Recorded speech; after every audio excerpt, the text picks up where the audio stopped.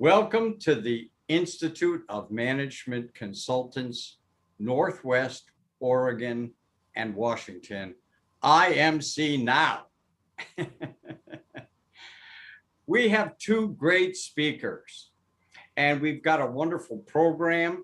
And what we can do though is if there's any announcements that is NorCal, there's several representatives from other chapters.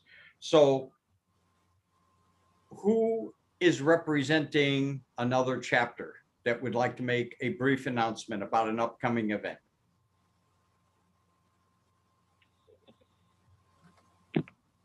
Well, I thought, sure, I saw someone else from another chapter. Yes, I'll give one. Very briefly, we have a program similar to this, inviting all of our chapter members, but our friends across the country. It's July 9th, and it will start at 7:30 a.m. It's way early for y'all, but if you were to register for it and then just show up whenever you are able to, I think you would be able to get all the content, let's say, from it. So that's the IMC DFW chapter. I'll put the registration link in the chat. Wonderful. And it's free to everyone, just as this one is. Thank you, Patricia. Thank you, Patricia. I knew that's what I was hoping that you would speak up and make that announcement. Thank you. Thanks. Another good group is the NorCal, and they meet on the first Tuesday of each month at 7:30 Pacific time. So that's another group, and we have 12 chapters across the country, and there's things going on almost every day. So if you're not a member of the IMC, I'd strongly suggest that you go to imcusa.org, and we are a member of the ICMCI, that's the International Council of Management Consulting Institutes. So we are global and local. Now, we are going to be having a guest. Joyce Joya has just gotten off of a plane, but I think that we're going to just move ahead, and we're going to have her speak for a few minutes after Matt. Now I have to make some changes here. Okay. Matt Katzer is the CEO of K-Minded, a Microsoft Gold partner and author of Securing Office 365 and co-author of the best-selling cybersecurity books Under Attack and Easy Prey. And I am reading Under Attack, and it's fascinating. Now, Matt's focus on cybersecurity started while working in the security division of Intel Corporation. He holds a Bachelor of Science of Electrical Engineering from the University of Michigan and an executive MBA from the University of Oregon. Matt's greatest satisfaction comes from helping clients become competitive in a technology-driven world. In today's Innovation Now section, we'll discuss simple steps you and your clients can take to protect against cyber attacks and what happens if you ignore cybersecurity. Matt, take it away.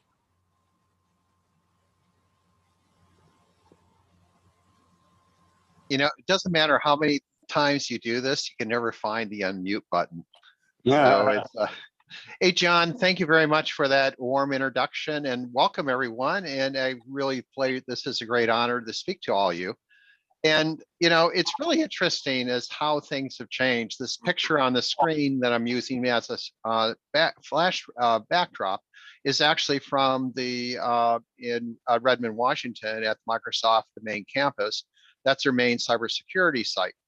And so, and you think about it in terms of what's going on in the world and everything else. And if you look at like Microsoft itself, with the exception of the DoD, they are the most attacked organization in the world. And in terms of cyber. So we think there's a lot of things that's going on in cybersecurity. So what I thought we'd do is just kind of give you some simple tricks. I have a few slides and just kind of give you a frame what the types of things we do today. But really, there's some simple things you can do that we tell all our clients that, how to actually be safe and how to take care of yourself. But with a little bit more to get an idea, kind of give you a flavor of how interesting the world has changed in the past world. So like, you think of IT services and everything else, in terms of capabilities, the way we actually train our folks now, we actually use these simulation, which is almost like war game simulation tools. That's how we train our engineers, and that's how we train our cyber engineers. And that's how we develop capabilities and everything else to basically figure out how to actually defend clients and protect ourselves. And it's kind of really because when you look at businesses today, and you do this with your clients as well, we're all stewards for our clients, and we have responsibilities to them, how we do things and how we actually the advice that we offer. And it's really super important because, and we really believe in our culture of our company, for instance, is it's really our core philosophy is to help businesses, and we handle the smallest business we have is like 1 or 2 users, and the largest business we have is about 2,000 to 3,000. But across everyone, it's all about the same thing because everybody's worried about how to actually protect information. But more important, how do you protect the information of the clients that you have? And how do you become good stewards for that? Because everybody is a target in this new world. And that's how everything's changed. So to give you an idea of what's has happened in the past week, for instance, is that, get this little thing, the big one that happened is this whole passwords. When you think about passwords, it's like, oh, I got a special password or things, 8 billion of them have been released on the dark web. The dark web is the area where the bad actors go buy things and they buy passwords. So you can actually download, in this case, it's all free. You can actually download all this stuff and use them to break into systems.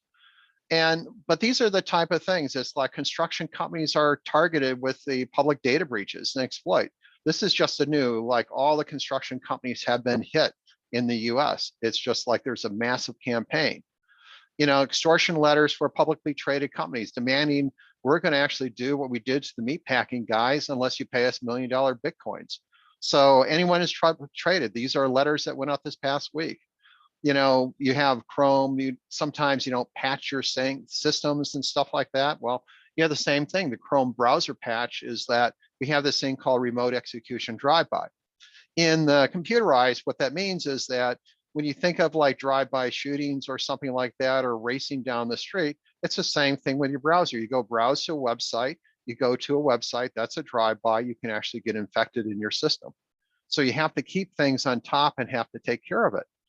And, and there's basically finding out when a password's actually stolen from someone that's through a breach or clicked on those phishing emails. It's within minutes, it's distributed worldwide. And these are the type of things that are basically going on. Like you had the past couple of days, you probably all had your smartphones has these massive updates over the past weekend. And yeah, it doesn't matter we run Apple, doesn't matter run iOS, everybody's patching everything as fast as possible. And then you also have with what's going on, you remember when the embassy was shut down in Texas, the Chinese embassy. That was part of this, there's another vaccine stealing all the vaccine technology because everything here, it's all about money. And that's what it is. And this stuff is really vicious and going on constantly as you see different activities that you want to try to have. So, but questions that we're always asked, so this is kind of like, a little fear mongering. It's purpose and solely purpose, but a lot of things we want to do, there's really a 4 steps that if you really look at what you want to try to do to kind of take care of things, it really there's 4 simple steps. Now, this is the big one. You have to use multi-factor authentication. That means you have to use you have your cell phone, you go in your email account, your cell phone comes up, you punch a code to let yourself into your account. 99% of the breaches are because people didn't do this. So we come through and it's really kind of funny. It's like, oh, I'm too busy. I'm going to be distracted or whatever. Well, you know, if you're a good steward for information, that's the whole thing you have to think about is that you are the steward for your client information. As you look up for your family, you have your family contacts and information too. You're the steward for that. You have to basically manage those things. You have we all have responsibilities. And this is like number one, you do this one thing and you protect yourself 99% of the time. The other piece you have is passwords are getting very complex. 8.3 billion passwords. How many passwords do you find when you have like, you know, my dog has spots or something, or my dog's name is Jan or whatever, or my birth date, or go pick the combination. You're going to have to use a keeper. We use like Cybersecurity, for instance. That's the one that we tend to standardize on. And, you know, I use it in my personal life. I use it in my work life. And if you don't, and the other thing people says is that, well, geez, I don't want to spend the $5 or $10 on this. Then they use a free one. They've all been breached. If it's free on the password keepers, guess what? They've been breached and the keys are in there. There's a lot of people, sometimes we come across companies when we actually onboard them to a security program, they're using a free password keeper and like all the passwords already been breached and they have, the bad actors have full access to everything. But, you know, so that's the second thing to do, use a password keeper, you know, and if you're going old school, yeah, go write down in your password book. But, and really as a you just kind of figure out a system that works for you. In terms of password rules, you know, the biggest one that people run into is that, you know, we're all creatures of habit. We're all lazy, even myself. We try to take the simplest way to do things. You want to do little things like, you know, if you go to a bank, let's say you have a Bank of America, or if you have a Chase Bank account, or if you go to a Wells Fargo, the password you use for those bank accounts must be unique for that bank. Don't overuse it elsewhere. Don't use it multiple places. And the other thing is that people try and try to figure out what is the best way to password. And we're always asked, what is a good password to use? Well, in my office, I happen to have a little thing of carrying my pencils and everything else. So what I actually do is that basically my password in this case is come through and say, I have on the left-hand side, my desk is my scissors and my black pencil bin. That's password. So you start looking at things that you're doing things, and those are probably the best password because it's long, it's complex, it's unique. And you want to look at things to basically make sure that you can actually, that's uniquely to you. And the other aspect you start looking for, you know, that people get in trouble is when they say they have a work account and they have a personal account. And then what they do is you use their work password and they go to a website and they use the same password on the website. And guess what? That website gets breached or hacked. That 8.3 billion passwords are part of people that have work accounts. That's conducting their business, that they actually use that password and they breach it for the business. And then those are really those simple things that you can do to really kind of help yourself.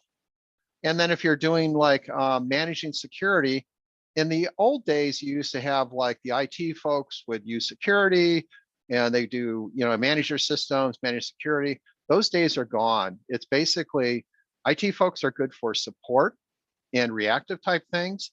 Security suppliers, such as like CAMN, they're much more, we're proactive. We're always looking for things, how to defend, how to actually handle it. And it's a maturity process that you go through. But those are really the 3 rules you want to follow. And if you do those, you keep yourself out of trouble. And if you actually go through and look in terms of, like we have locks access to the Microsoft information, there's hundreds of millions of users. And it really comes down to, out of those 100 million users on 365, you only have maybe a couple million that actually use multi-factor authentication. And guess what happens to the other folks? They get breached because those things happen and you got to be stewards. And that's the key thing. So this is all fine and dandy, but what does that really mean to you?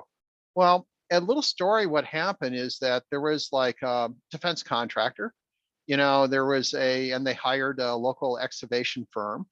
And what they did is that they needed to get some information. The defense contractor gave it, and the local excavation firm was breached. That cost, and you look at it, how does that really, well, that's just noise and everything else. But here's what happened, the breach is. The top picture is the J-31, which is the Chinese version of the F-35B.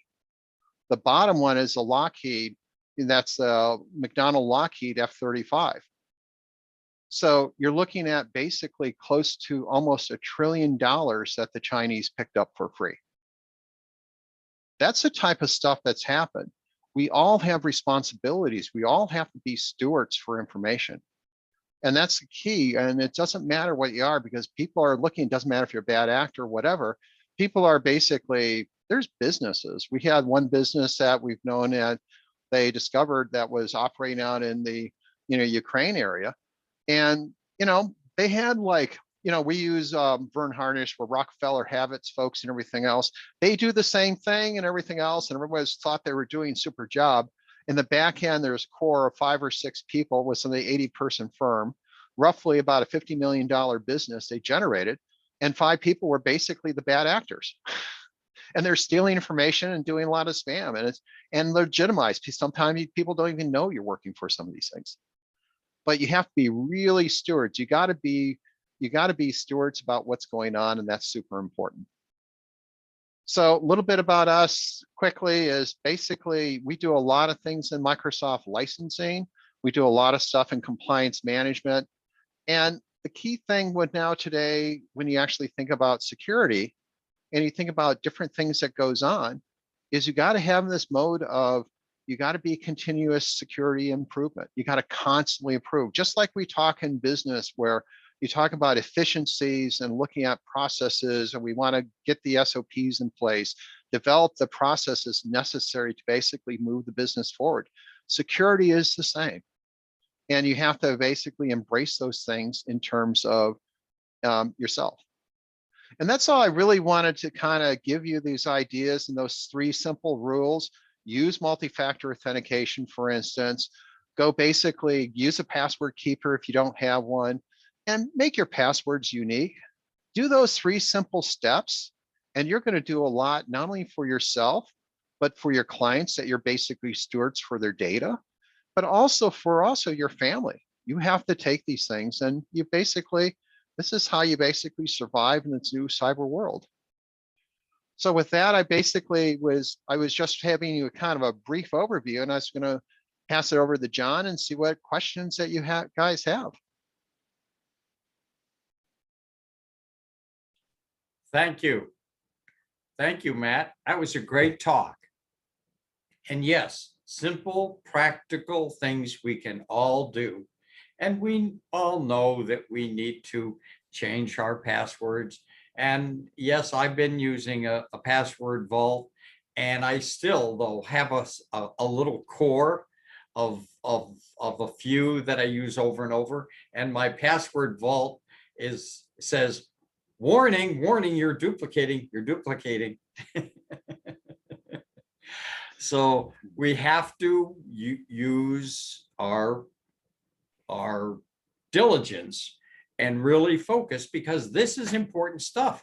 If somebody comes on and does ransomware, I was just listening to Matt's book, and he was talking about, you know, people who ransom for $300, you know, just a little bit amount of money, not just the big actors. So at this point, I'm going to introduce Joyce Joya, and for a brief talk on the IMC Rewards and Recognition Committee.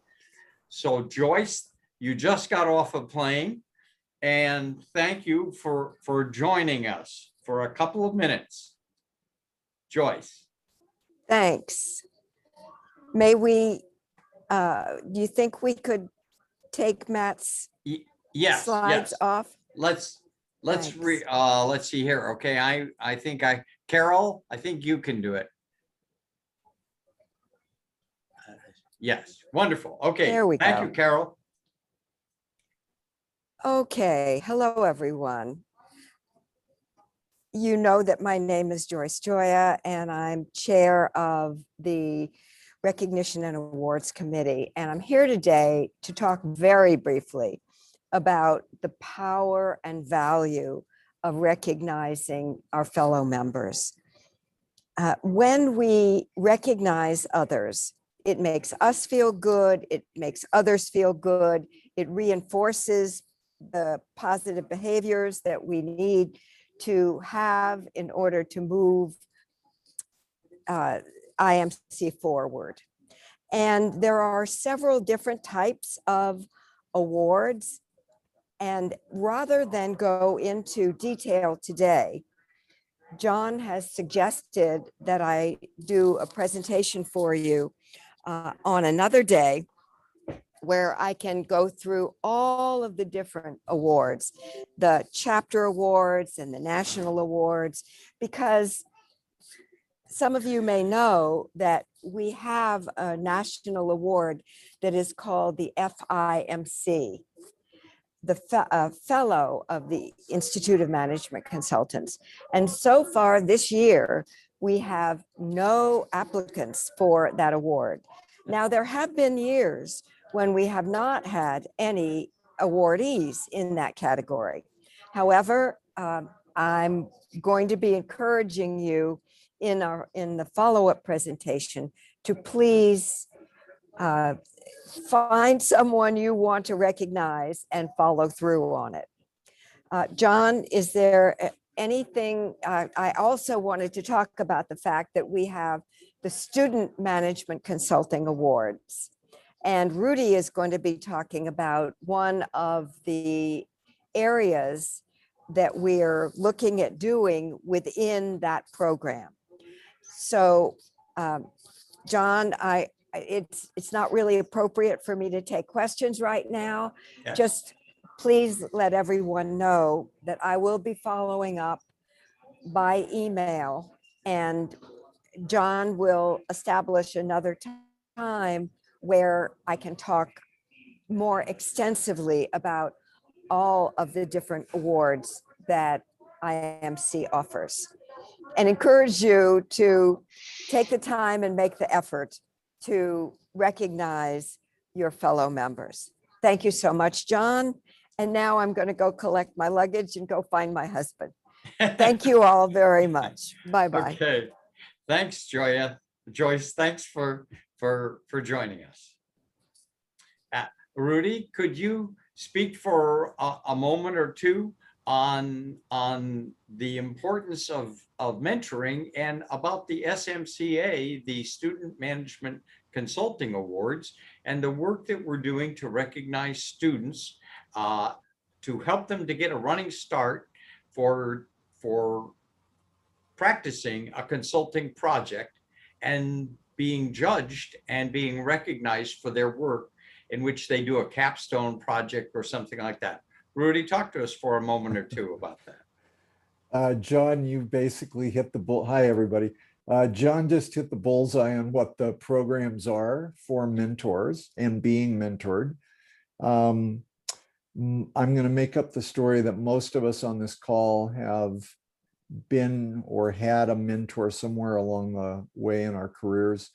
I certainly have been impacted many, many times by mentors over a long period of time, and sometimes a mentor being just one statement of wizardly information that stays with me a lifetime. So I consider either of those scenarios being mentored.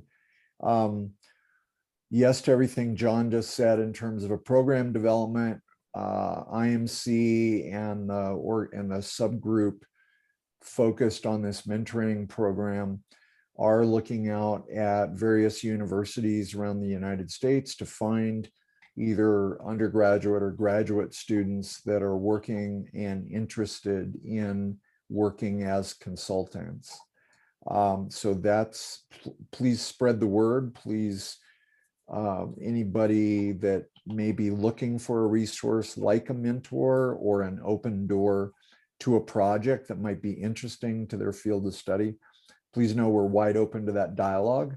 And Joyce, who just spoke, or John or myself are direct contacts with that and for that. I think in the moment, that's all to be said. We are, to Joyce's point, creating awards for best projects, best comprehensive work by an intern, by somebody being mentored. So that's something to look forward to, and you'll see more and more about that in IMC newsletters and press releases coming out. I'll stop there. Thank you. You're welcome. Absolutely. The IMC is just a wonderful organization. I've been involved in it for years, and it's really a platform to work with professionals. Now, at this point, I'd like to introduce Jo Smith. Jo Smith is a certified management consultant, and she's an executive coach. She has served as the managing consultant of the LA office of a global human resources consulting firm before starting her own consulting practice. Jo helps firms develop their leadership talent and helps individuals achieve professional success and personal happiness. Jo is a member of the Institute of Management Consultants and has served on its national board. Jo is a past president of the Portland State University Alumni Association and a past president of the Oregon chapter of the American Marketing Association. Most recently, Jo served on the board of the National University of Natural Medicine. And with that, I'd like to introduce Jo Smith. Thank you, Jo, for joining us today. Well, thank you, John, for that introduction. Thank you, John and Jerry, for inviting me to present on emotional intelligence. And thank you all for being here. Now, I'm going to pull up a slideshow. And even though I've been doing this for more than a year, I'm still not real quick at it.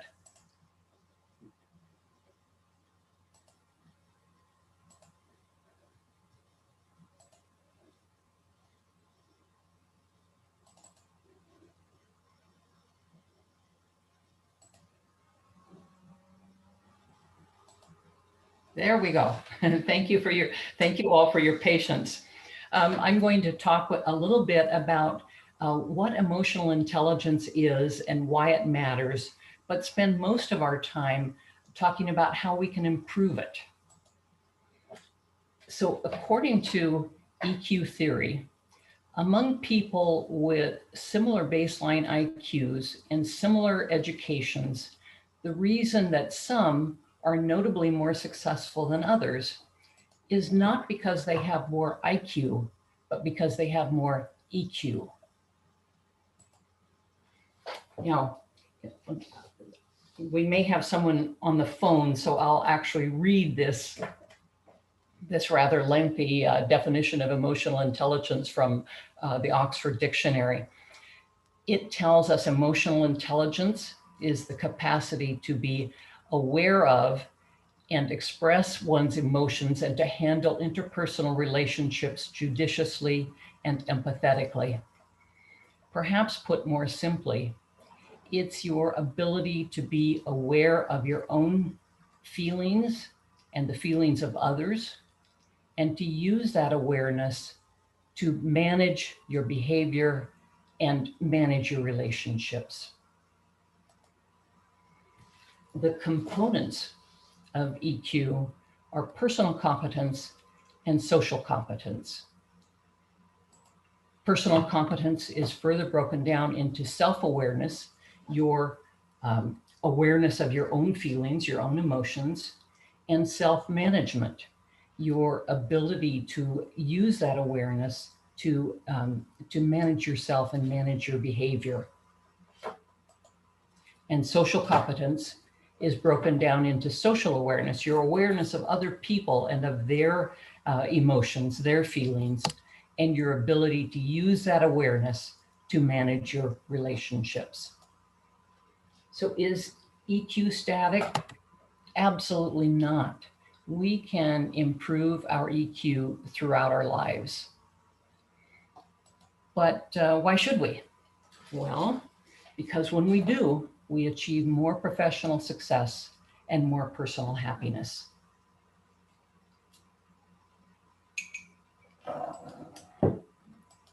According to Travis Bradbury and Jean Greeley, who have done quite a lot of research on emotional intelligence and written the book Emotional Intelligence 2.0, people with high EQs, make an average of $29,000 a year more than people with low EQs. Now, that's certainly one measure of professional success, of more professional success. More personal happiness might be a little harder to measure, but as we go, I'm going to share some stories and examples that I think will demonstrate that increased personal happiness.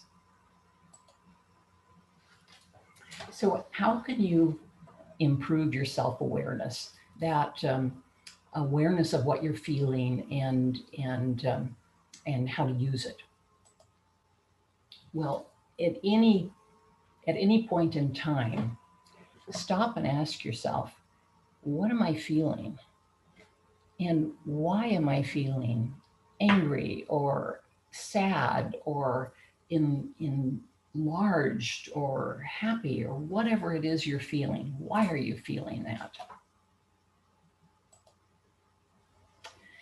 After this program, I'm going to send you some additional information and resources, including a short exercise to help you identify your core values. When you identify your core values, that can help you identify what you're feeling and the source of those feelings. Oh, I want to back up there. So let me share with you a couple of examples.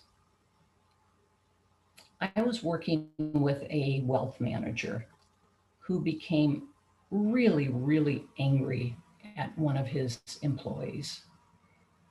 I agreed with him that the employee had done something she shouldn't have done, but I thought his anger was way out of proportion to her transgression. Well, it turned out that one of his core values is loyalty, and he thought what she had done was disloyal to him and to his firm. And he didn't think he could confront her about it without revealing the name of the person who had told him about it.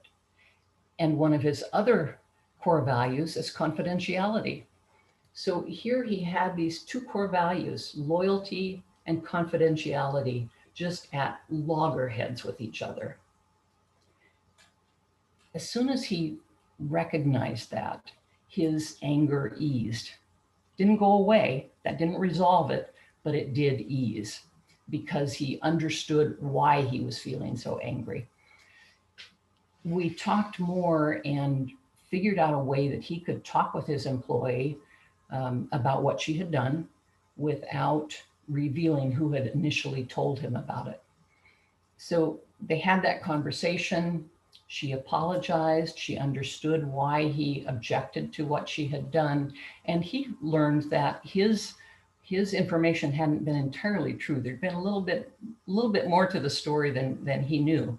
So what happened is that instead of stomping in there in a rage and firing her on the spot, they got it worked out.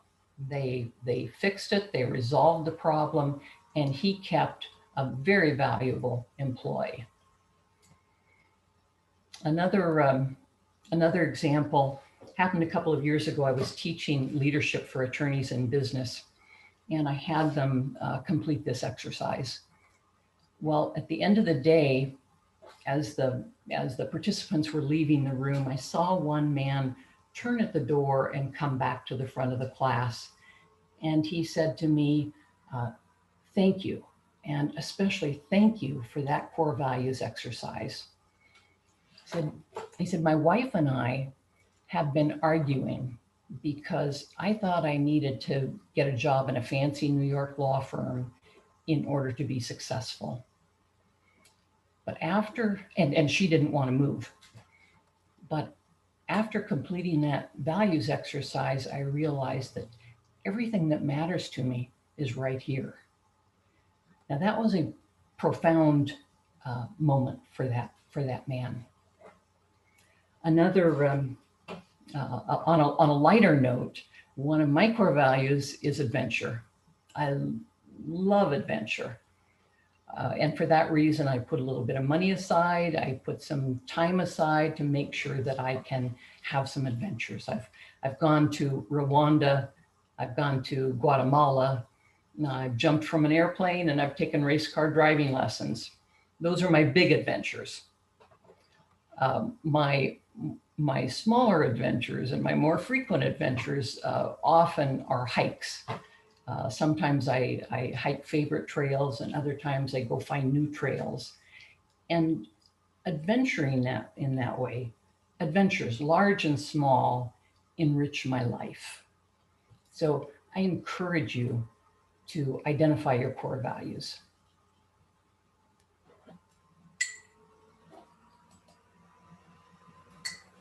The next component is self-management. How can you improve your self-management? How can you change your mindset or your behavior so that you feel less of what you don't want and more of what you do want?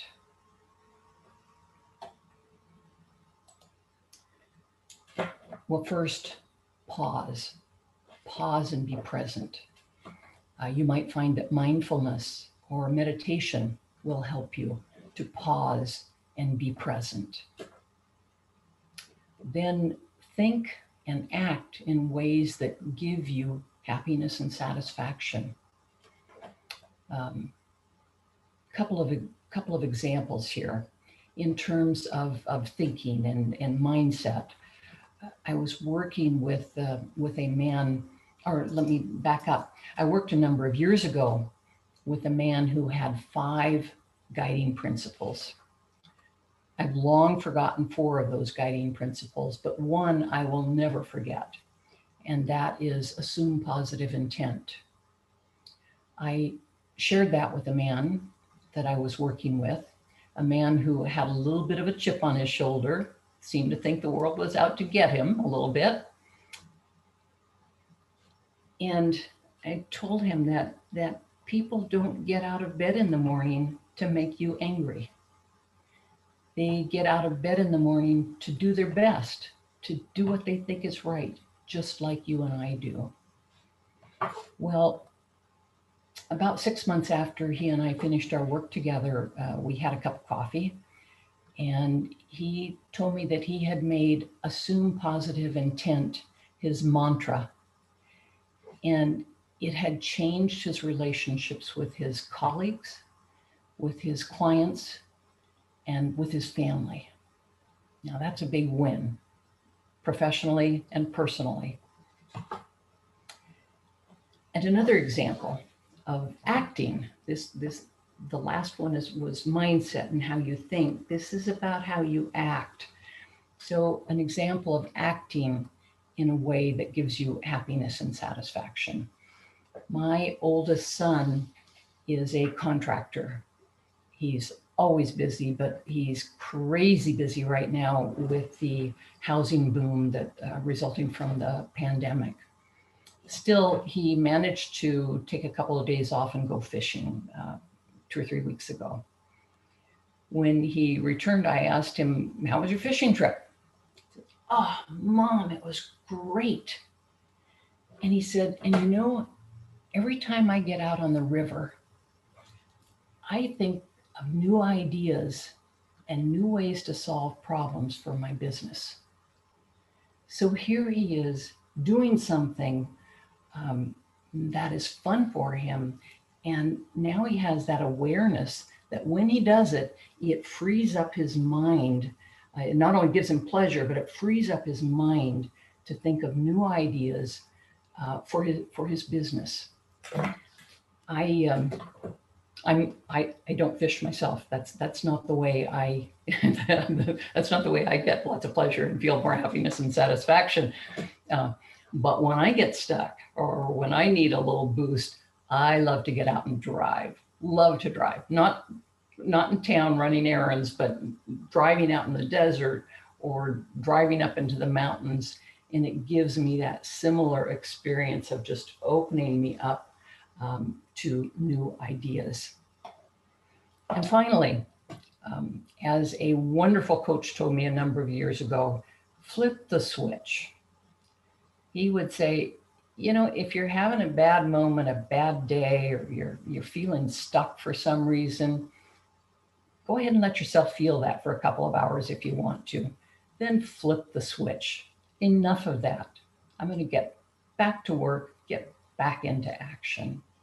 So those are all ways to manage the way you feel, manage your outlook. Are there any comments or questions right now before we go on to our third component?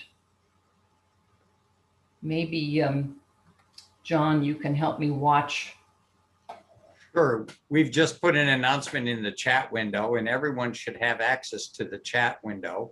And Carol is going to watch that, or Carol and I. So as questions come in, we'll post those. Okay, that's wonderful. And I can't actually see the chat room, so be sure to let me know. And We then will. we will have time at the end to take more. Oh, there, now I can see it. We'll have time at the end to take more questions and comments. We have a first question now Okay. from And what Charles is that? Jackson. Matt, what's your opinion of SOC 2?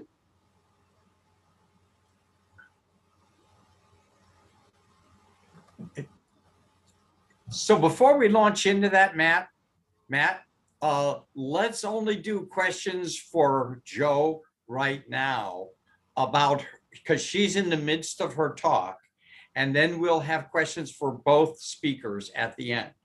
So thank you for giving us the question about the SOC 2, and we will get to that. But there has been another question that's come in, and it's, Joe, what instrument do you use to assess client functioning?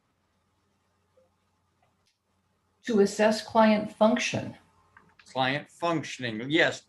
I would think they're talking about like the DISC or the Hogan or those type of core values index, things like that. That's where my mind went to. I use a PrEP personal strengths profile, which I love. It's kind of a hidden secret, but I've been using it for 20 years. And not only do I love it, but my clients love it, and they tell me it feels really accurate. So PrEP personal strengths profile. Maybe at the conclusion, you can put that in the chat window. Okay. Are there other questions right now for Joe? Okay, would you repeat Yes. the name of the test? Oh, PrEP personality profile, question mark? PrEP, P-R-E-P, personal strengths.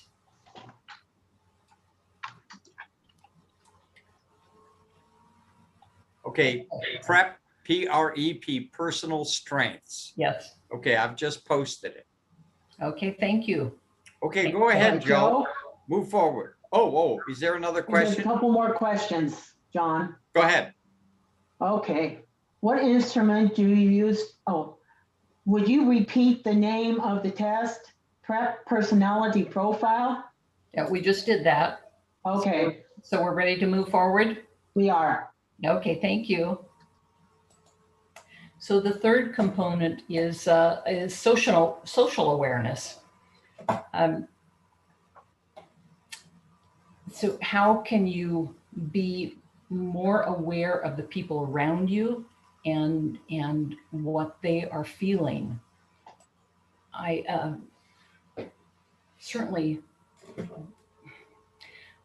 be observant, observe personalities and observe people and their personalities and the group dynamics.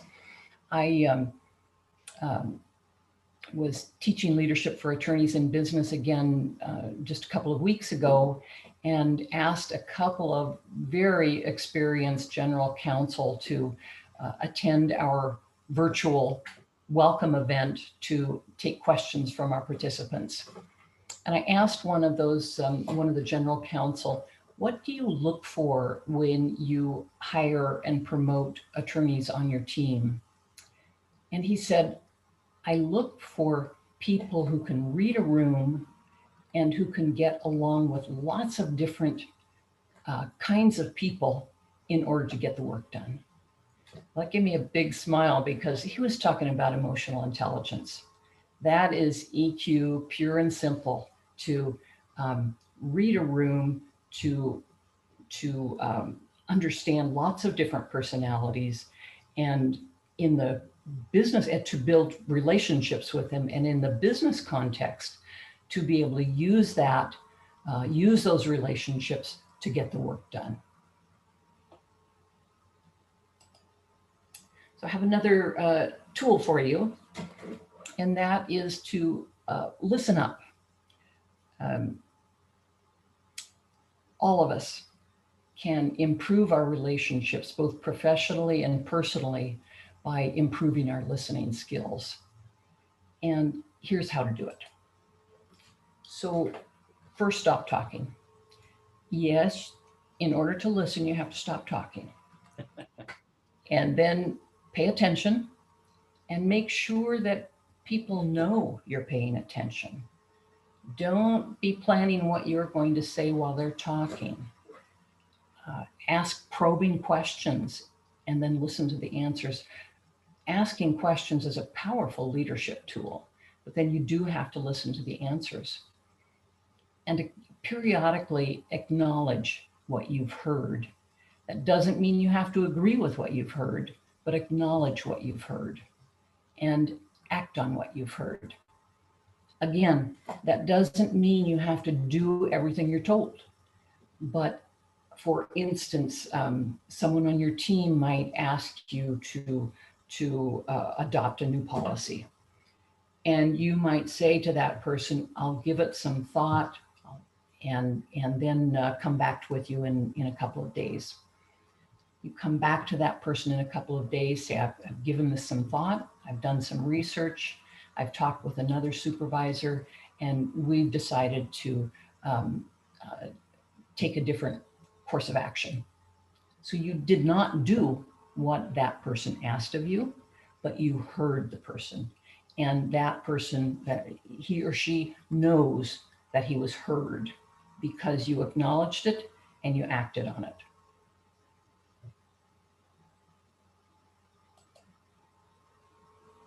Your fourth, the fourth component of emotional intelligence is relationship management.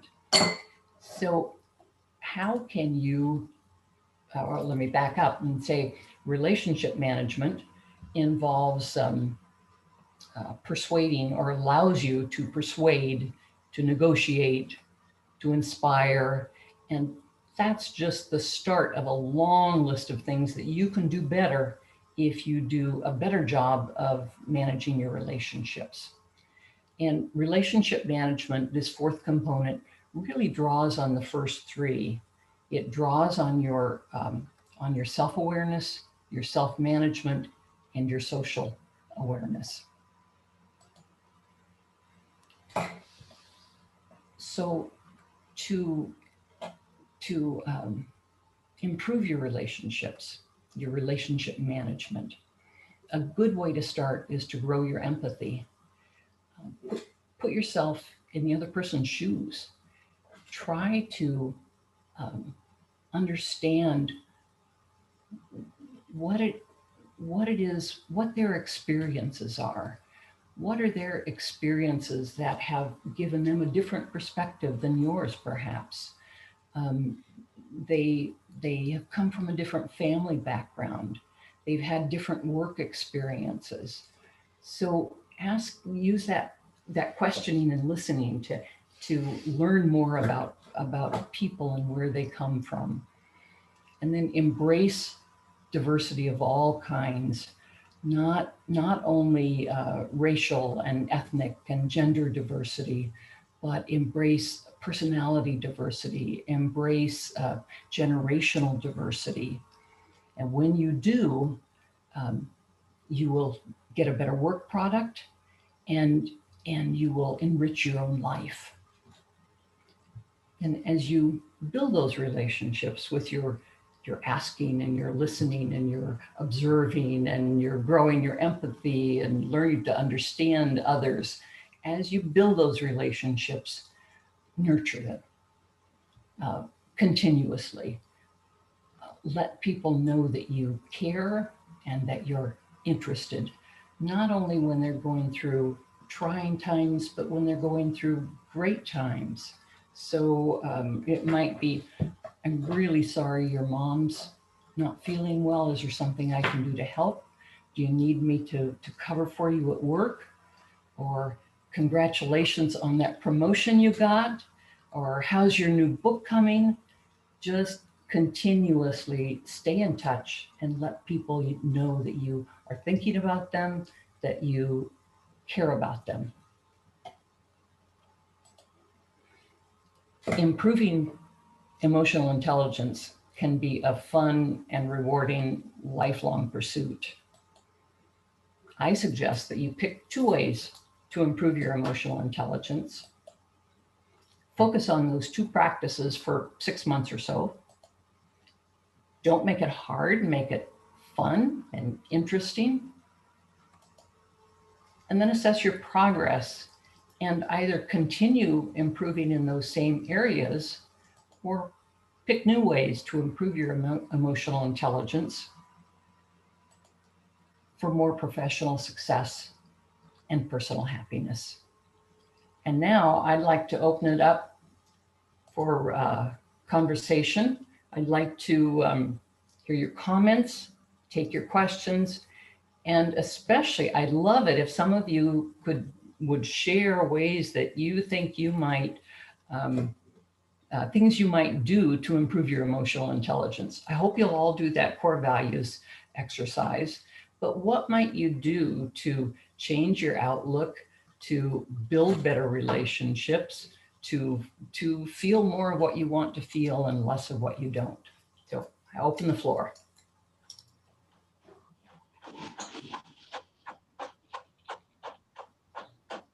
With our small group, how about if we just raise hands? Because you can be in gallery view. I suggest you change your view to the gallery view because there's just 15 of us on the call.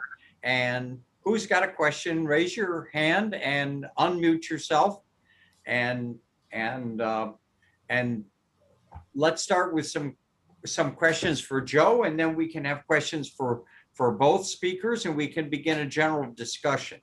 These are 2 important topics. And don't forget, I really want to hear what you're going to do, something fun and exciting you're going to do to feel more of what you want to feel and less of what you don't.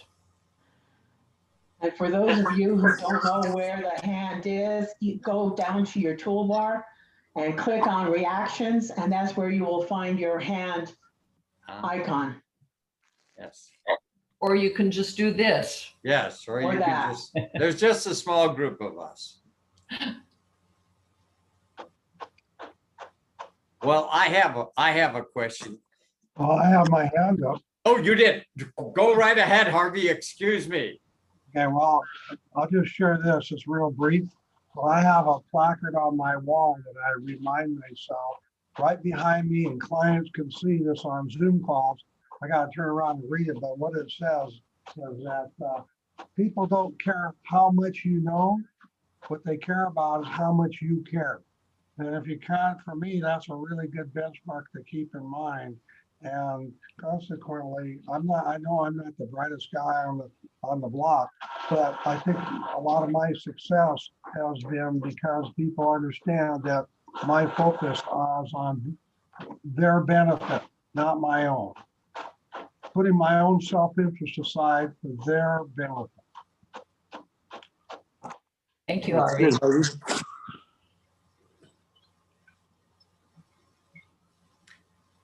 Go ahead, Patricia.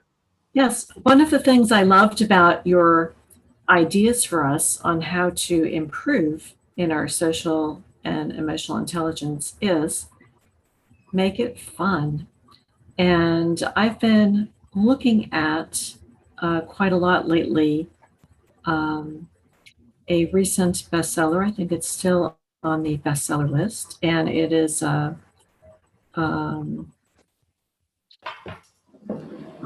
book about habits by James. I'm blanking on it. Sorry, Atomic Habits. That's it. And yeah, one of the ways that he insists that you're going to replace a bad habit with a better habit is partly to make it fun. And so I think you've really hit on a key component of how to embrace this. So thanks for that. Oh, thank you, Patricia.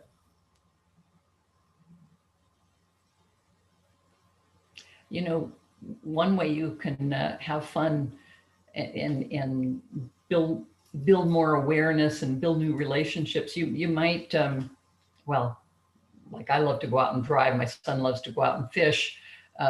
You might decide you're going to go hike once a month, or you're going to go to a new art gallery once a month, and you're going to learn about a new artist once a month. You know, there are all kinds of ways, and I'd love to hear some of your ideas. Well, I threw a barbecue Saturday night, and it was kind of spontaneous. You know, I sent my first batch of emails out Wednesday asking people if they'd like to come over Saturday. And my wife promptly said, John, you need to plan these things. I said, I did. I sent it Wednesday.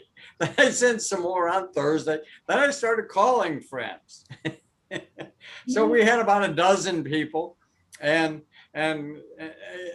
naturally, Kate says, John, this is a lot of work you're asking me to do. I said, listen, I'm throwing the party. I'll work the grill.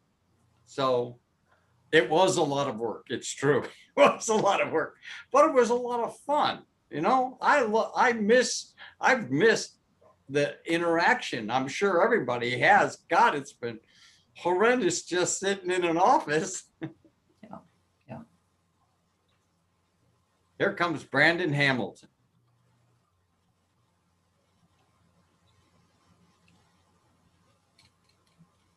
I'd like to add one more thing that I heard you say, Joe, that I think we can all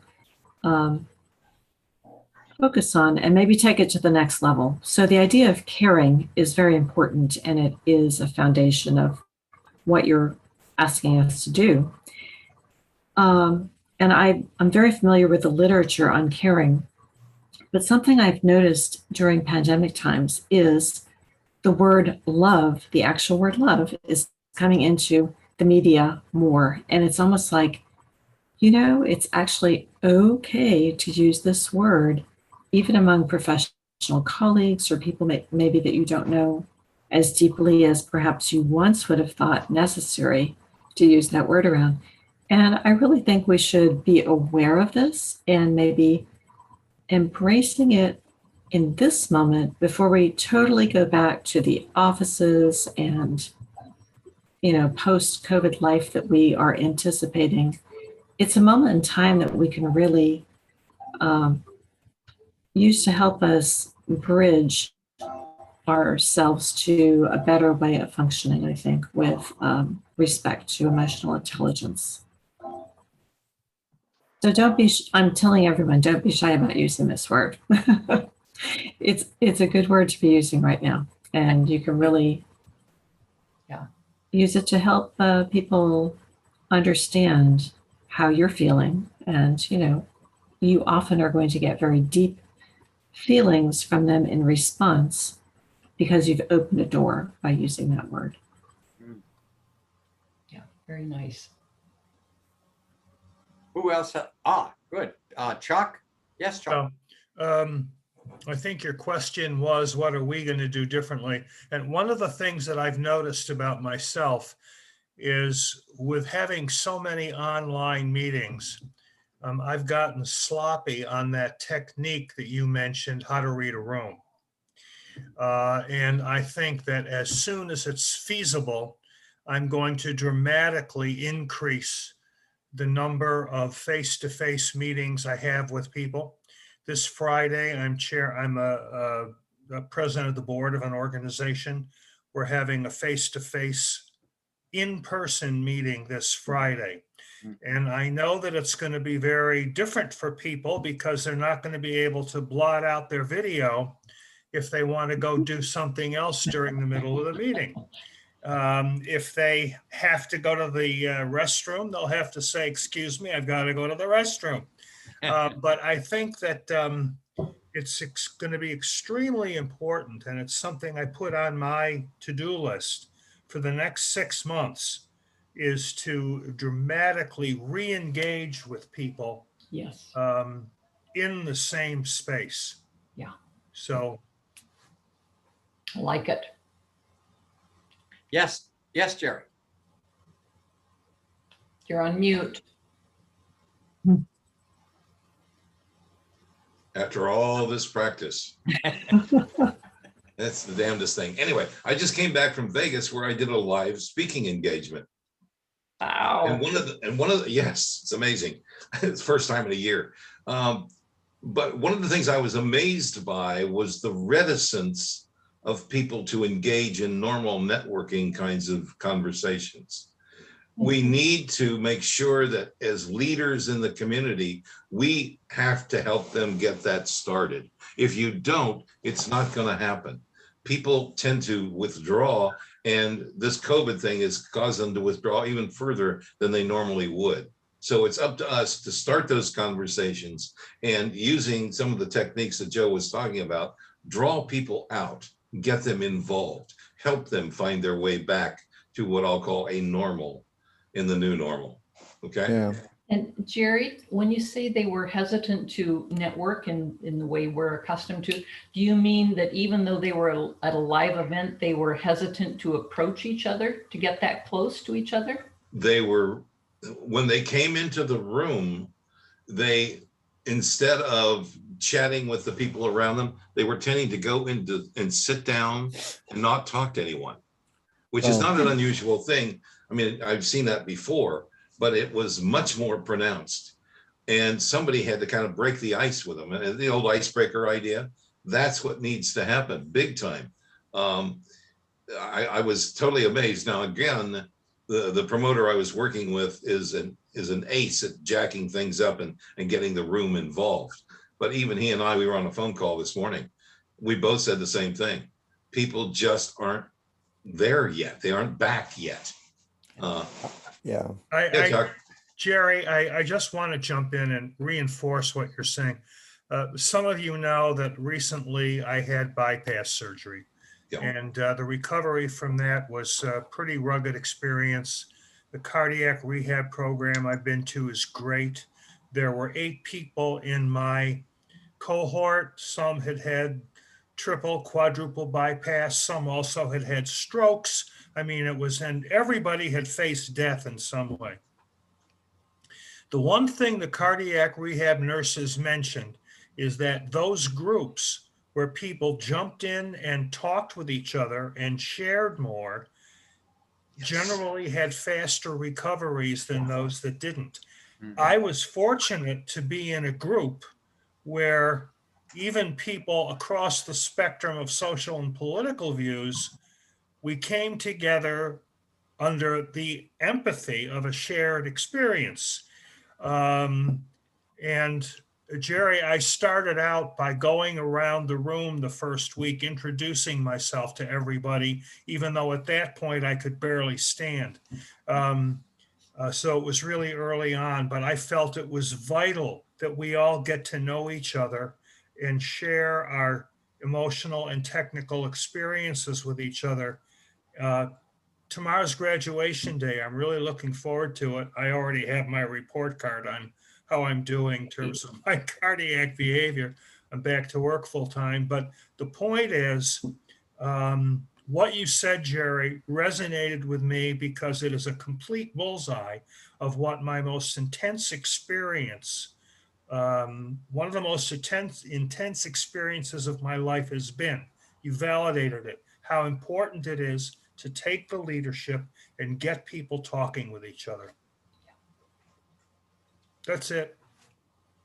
Thanks, Chuck. I fully agree with you, and I'll fling it back to Joe because she's got more expertise in this area than I do. But I absolutely believe that as we go into the new normal, this is one of the things that as consultants we are going to have to do, and we're going to have to help our clients understand it and do it as well.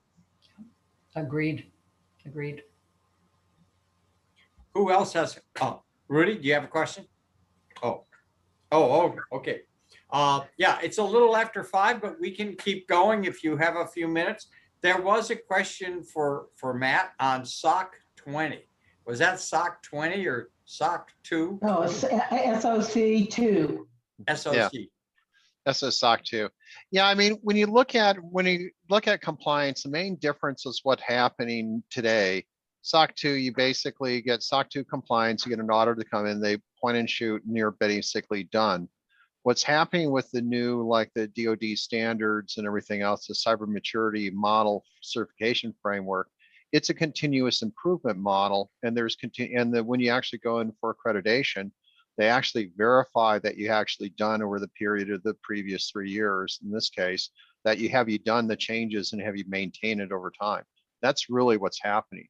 Now, with the DoD, and since it's federal stuff, if you do not comply, it's not just sanctions and fees, it's also criminal time.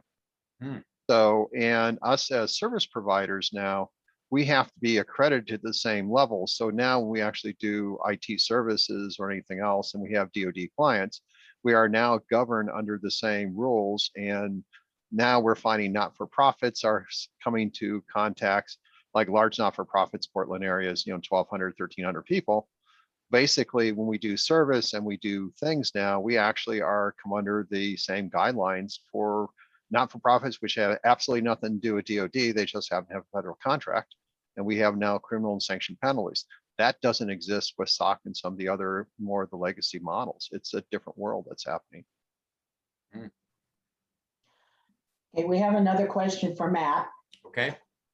It's from Suzanne Loeb. She says, I have a question regarding Matt's talk about security. I personally use two-factor authentication and a paid password manager, LastPass. I've heard the next layer is the YubiKey type of authentication. Can you verify or have any dispute that comment? Yeah, I mean, we use, we use LastPass as a good password keeper. We happen to use Keeper Security. They're both two good programs. Multi-factor authentication, there's really we use multi-factor, two-factor authentication. It's really the same thing. It's just the different methods. So when you have a phone, you get a text from your message. That's one way for authentication. Another way is to run like an authenticator app on your phone, like Google Authenticator or Microsoft Authenticator. That's another way to do authentication. The YubiKey, for instance, and there's a couple different types. It basically is the same type of thing that you would have like a Microsoft Authenticator or a password authenticator. And there's two types of YubiKeys. There's one that you just plug into your device and type in a PIN. And there's a new version, which is one we're supplying to our clients, is where you basically has a biometric fingerprint on it. So it's really, and it comes down to what works for you than anything else. I have a YubiKey that I carry on my key ring. I have the phones are always here now. And if you use a PIN code on your phones, these things are just about unbreakable.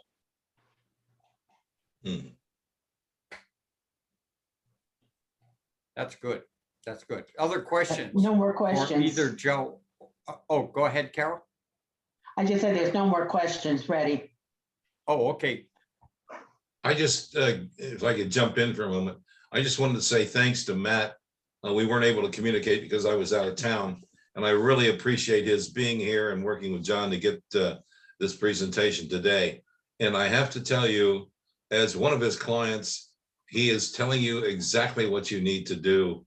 And if you don't do it, you'll be like me. I got hacked yesterday. Oh. I have now changed all of my bank accounts because of it. You will learn how to do the saving of your passwords and so on, and you won't respond to stuff that's really stupid in your email. Other than that, I have no comments. Thanks, Matt. I One of the still want to things that click I'd on like that. to mention, and Matt can back it up, is that there are several cybersecurity websites that you can go to where you can enter in a password that you might want to use, or a phone number, or an email, and it'll come back and tell you if it's been hacked and which breach it was in. So that's also a useful piece of information. Yep. Maybe you could put that in the chat window. Okay, Other questions for either Joe or Matt? Or observations? well, there's a number of observations. One is great presentation, Joe, and this is from Sandra. I enjoyed your remarks. This is a succinct refresher of a very valuable approach for clients. Thank you. Hope to see you again sometime soon. Thank you, Sandra. Yes, thank you, Sandra. Suzanne said, your talk has great points for all of us and our clients. And then she goes, I was afraid of losing my finger. I'm glad to hear your take. That would bring a smile to people's faces. Yes, yes. Okay, that's it so far. Okay, go ahead, Brandon. I see you're on the edge of saying something. Yeah, I'm sorry I missed it. Speak Yes. up. Have I been pawned? That's good. That's the one. This was a cybersecurity conversation. Yes. Yeah. One of the things that caught my attention, there was a lot of conversation about two-factor authentication. Most folks are going to four-factor authentication for business clients. What you know, ask someone what they know, what they possess, what the person does, and who they are. You know, so there's actually four-factor authentication is really the more secure thing. But you don't want to put all your eggs in password modeling and for user authentication. In cybersecurity, there's a thing. It's called a layered security model. Okay, so you look at policies, physical, perimeter, network, host, application, and data security. Those four layers. And with all the cyber attacks right now, they're hitting that upper level, which is in OSI language, it's the application layer. In what I just told you, it's the policies. And so if you just put together in your company a policy of doing an audit from time to time to look at your vulnerabilities and then bring in someone like Matt to come in and now react to that audit and do some tabletop exercises and backup recovery exercises. Because if you look at the SolarWinds issue that just happened just recently, one big weakness that I discovered in that, it was their lack of backup. You know, there is no secure network. Let me just say that up at the top. There is no such thing. You know, if I want to break in, I will. There is a weakness somewhere. So you want to have resilience. You want to have some ability to get back to business. And right now, the cyber criminals have monetized ransomware now. It's not going away. It's the new business for cyber warriors. So the more and more people keep paying these ransoms, it's going to get even more sophisticated. So one has to put together a layered security model of policies, of physical security, locks, etc. You have to have something on your firewalls, your perimeter, to make sure that those endpoints are protected. You want your network protected, switches, routers. I wondered if you guys talked about virtual LANs. You know, everybody's talking about Norton 360, for instance, and host and application and data. And some experts will tell you that if you focus on the data side, you know, like a lot of FBI people say, follow the money. They also say follow the data. You know, so if you encrypt your data, sometimes that's a big start towards feeling a little more secure. So I just wanted to throw that out there. Thank you, Brandon. Thank you. Matt, I bet you have thoughts. Oh, no, you know, from a standpoint in the four tenets of security is something you are, something you have, something you know, something I am. So when you look at password, something that you're a PIN code, something that you know, biometrics, something about you, your phone's something that you have in the various pieces. So he's absolutely right. And when you're doing like two-factor, it's like one piece of it. A lot of the clients and a lot of things we now do, it's like we do a combination of biometrics. I have my laptop with me, I have my PIN code, I get into it, I have biometrics, and it's those layers of different that you have. And it's also absolutely right too, is that I think when Comey said it's, a couple of years ago, he said basically there's two types of people, businesses in the world, those that have been hacked and those that don't know they've been hacked. And, that's really, and that's the way life is. And basically what you're doing is you're trying to minimize risk and, protect what you have and protect your clients. And we all have to be stewards.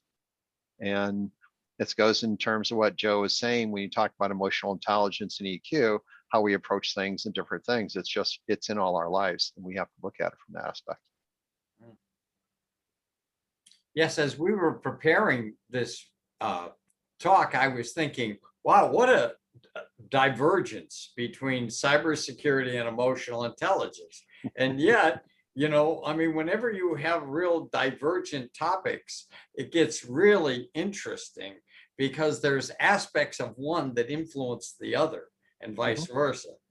Yep. And I'm just noticing, just today, after listening to your book, I'm listening to Matt's first book on Under Attack.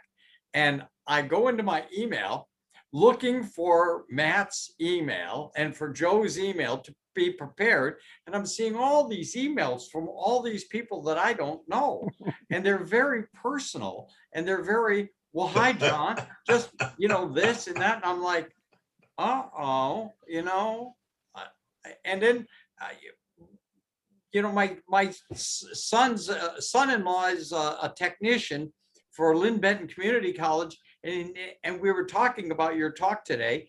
And he said that he's getting emails, bogus emails every day that says, oh, this is Apple, this is Microsoft, this, and if he doesn't know them, he does not open them.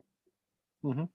But how do we stay in business by not replying? You put that together with forgetfulness. Well,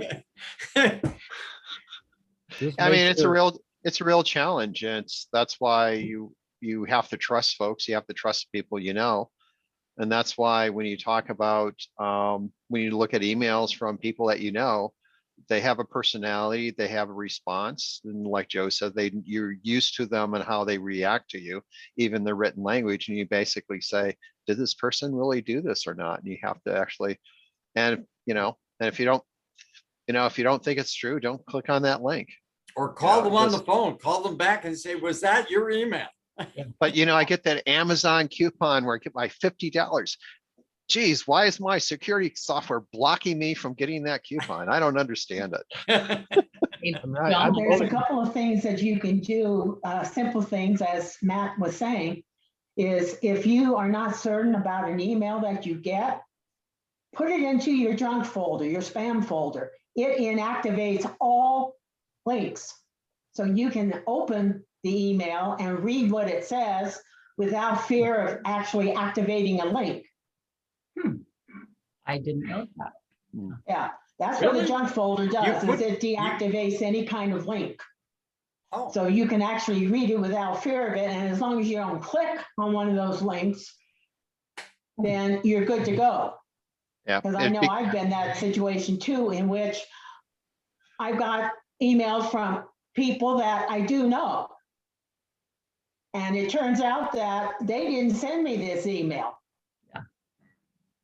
But I found out that I can actually read what it says and do it relatively safely if I move it to the junk folder and then open it.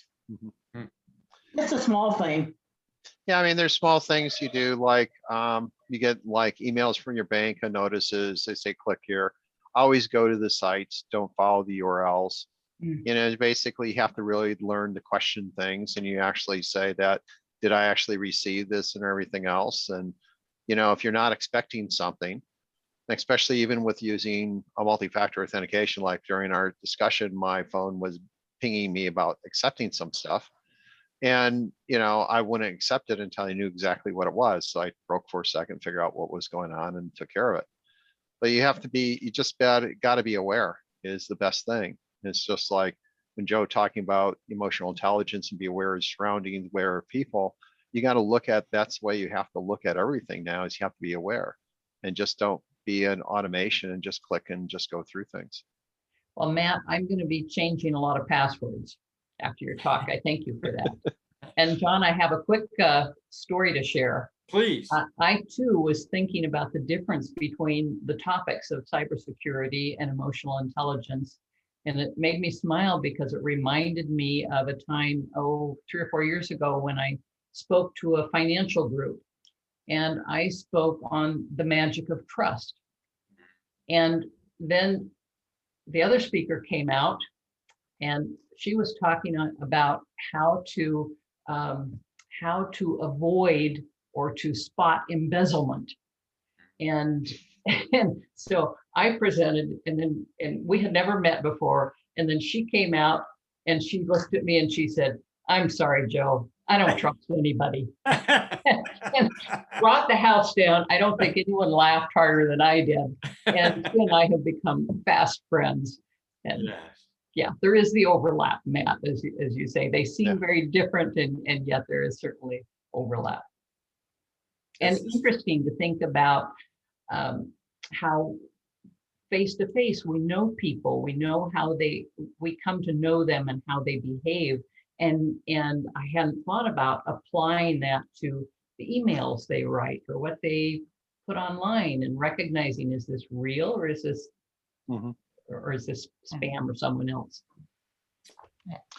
Yeah. Interesting life we have nowadays. I want to be sure to invite George Wall.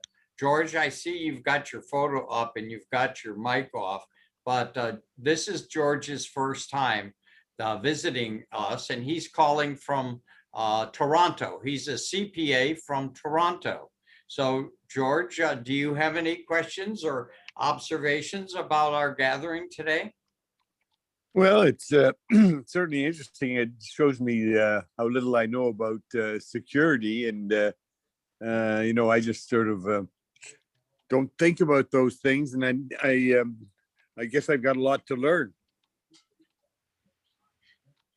But you guys all seem to be very knowledgeable, and what comes through to me is the caring and the willingness and the eagerness to help others. So that's impressive. Yeah, that's IMC. George, I teach cybersecurity. I've been teaching for quite a while, and what I discovered is a lot of it actually was born in Canada. A lot of the approaches that we take at Waterloo University. There's some people on this phone that on this call that remember back in COBOL and some of those old languages that we all learned back in those days. Well, somewhere down the line was Fortran, and the Fortran compiler was actually developed up at Waterloo University. So I teach programming, one of the classes I teach, and I took a bunch of students up there, and down the hall, they were combining the psych department and the math department and the computer science department. This was way back in like 1996. And I couldn't figure out at first why that synergy. But now that we have arrived at where we are, it makes a lot of sense. The weakness in any network is the human. And if you can psychologically get them to tell you something about them, like the email that John just talked about, and then they can fill in the other blanks with an IP address or whatever. By the way, Carol, I'm a recovering hacker, so I could probably figure out how to get that email that you thought you put in the Dropbox with my friend Kevin Mitnick. But very, very fabulous that you're here, George, because really a lot of this came from Canada, a lot of what we learned. So, and I agree, I've only been at IMC a year, and what I like about them is we all help each other. It's a wonderful organization of experts helping other experts.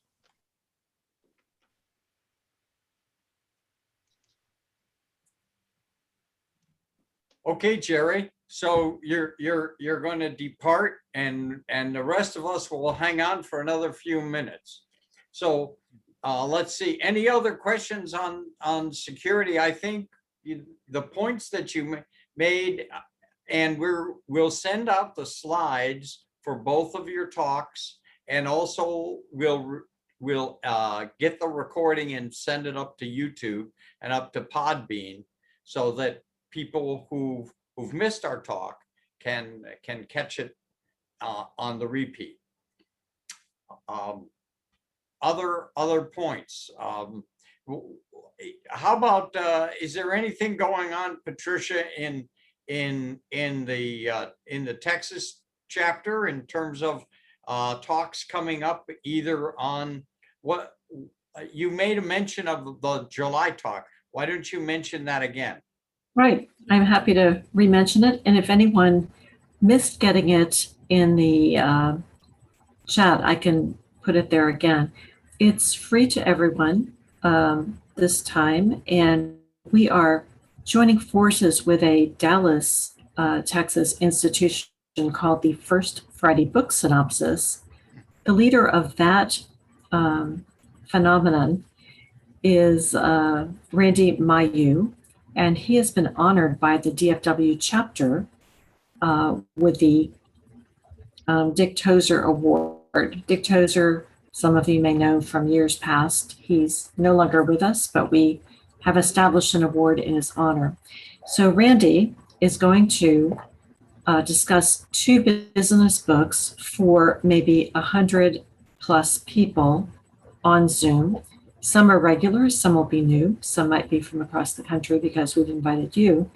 And it's always a great opportunity to get a very well understood condensed version of a book that you would like to read but maybe would not have the time to do so. And you get a great synopsis that goes with it. So then when Randy is finished with his talk from 7:30 to 8:30, then we have a general discussion. And after that, he's giving time to IMC DFW to talk about IMC USA. So we'll have an audience that really many consultants or many business people and business leaders who might like to know more about consulting and how we do it.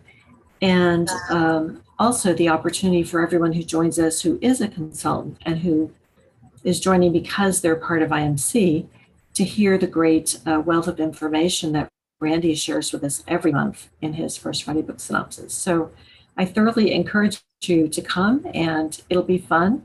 And you will have a mountain of information at your disposal, but you'll also have a lot of new interactions with people as well. Thank you, Patricia. Yeah, I'll go ahead and put that in there again. Okay, good. Now, Brandon is the chair of the Student Management Consulting Awards Committee that I'm on that committee with Brandon. And then Rudy spoke earlier about mentoring. Last month, he gave a talk on mentoring, a 10-minute talk, innovation talk on it. And let's see. So Brandon, would you like to say something about the intent? And because maybe the people that are on the call here know a student who's doing a capstone project or has done a capstone or a project looking at an organization, and they could submit it to our committee. And this is our first year of doing this project. And we are looking for students who are either doing a project or about to do a project, or they've already done a project. Go ahead, Brandon. Yeah, that's unmute, and then you muted me back again. Okay, can you hear me now? Yes. Technology. All right, yeah. This was an evolved project from Joyce Joya. Some of you know Joyce Joya, a fellow with IMC and very active with the Recognition and Awards Committee. So when we met, we got to talking about how we both were introduced to management consulting. And I mentioned to her that if I had not gone to graduate school and heard it from some of my professors, I never would have known that that's a career option. And then that person then became my mentor. And then upon getting my MBA, I started consulting. So we decided to codify that because I did two very successful things. I was a creator of the most successful minority internship program in the United States. It's called Inroads. If you heard about it, I was one of the creators of that. And I also created for DeVry University a capstone that was practical, actually working with clients. Before me, they were using simulations. And the students raved about that. They were saying that it gave them a look ahead to what it would be like to actually work after they graduate.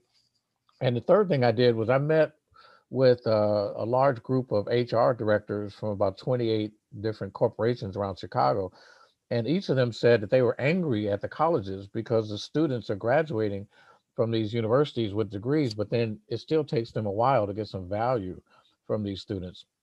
And they were angry at us and saying, could you guys teach these students more critical thinking skills? So you'll see a lot of universities, they just put that course out there, critical thinking. Well, it's a little more than just a course. It takes some hand holding, and it takes some mentoring. So enter Rudy, enter John. When I met all of them, we kind of put all this together, and we created this contest for students in the areas of change management, human resources, marketing, information technology, effective leadership, financial services, nonprofit management, and public sector. Those are all on John's website, if you don't remember those. And we're getting a lot of feedback from various students who are doctorate students. We got a couple of people who are about to be master's students that are interested. And I'm glad you also brought up John about to do a project, because we had a student that I turned around just a couple of days ago who said he was very fascinated about consulting, and he's just starting his consulting practice. And he was sort of templating his whole startup based on Alan Weiss' $1 Million Consulting. And as he was sharing that with me, he continued to say, well, I have another friend, I'm trying to help her. So everything that you're telling me, Dr. Hamilton, is really great because I can share that with her. And so I stopped him and I said, well, what are you doing with her? And he said, well, I'm trying to help her get her business going. And I said, hold it. You are a consultant. You just asked me what a consultant is. That's what a consultant is. So it totally empowered him. He sat back then and asked me a few questions. And then I, just drove him to the application that we have on our website about becoming a certified management consultant. I said, just use that as a template. And he's now engaged. And he told me that to start a business and be recognized by IMC, you can't buy that kind of marketing, to get going. I remember when I started my consulting, I was on television a lot, and that kind of gave me the exposure that I need. So yeah, thanks for bringing that out. We're very excited about it. We hope that this grows, because the other thing that we all notice is that we need some younger members. We need some people fresh out of college, new ideas. Whenever one of those younger students are joining the meeting, we get more conversations about Generation Next and the gig economy, and other than the millennial, and millennials, that conversation comes up too. So anyway, that's on and on about it. But yeah, if you're interested about that, ask John. We really want to match students with one of you, because we've advertised to them that the best thing that we could do for you is to create a mentoring relationship, a reach one, teach one kind of relationship. So our superstar mentor is Rudy. Students have asked about him. He's made himself available. I don't know if they've acted on it just yet, as we would hope, but we're not giving up. IMC is backing us up by creating a fundraising link on the website so that we can put some funds together and get this thing growing any more. And my final thought to you is that any of the companies that these students will consult with will also be recognized at our ConsultCon at the end of the year.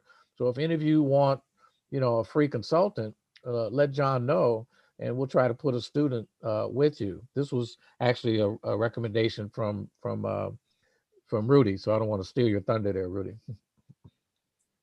So, well, I've just put up the URLs for the IMC SMCA and imcnow.org, and of course the imcusa.org, and my email and mobile phone and text.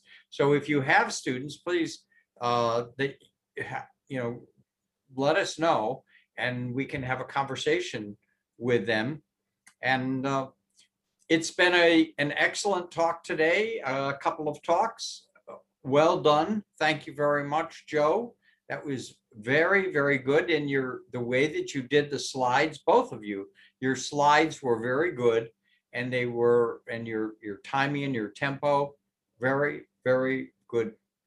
So it was, we had a big hit. We had a big hit. Well done. It was very enjoyable for me. Thanks, John. Good. Interesting to learn about you guys. Yes, yes. Thanks again. And with that, we'll close it out and go have some dinner. Sounds great. Thanks. Okay. Thanks, guys. Bye. Talk to you Thanks. soon. Thank you for coming.